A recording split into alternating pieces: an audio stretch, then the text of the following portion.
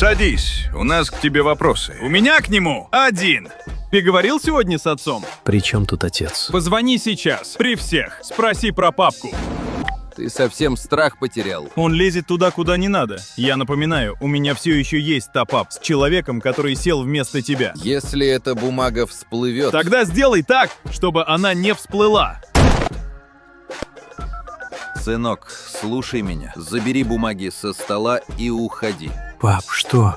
Я сказал, забери. Есть вещи, которые я делал, чтобы у тебя все это было. Не ломай их сейчас. Вот так это работает. Никто не чистый.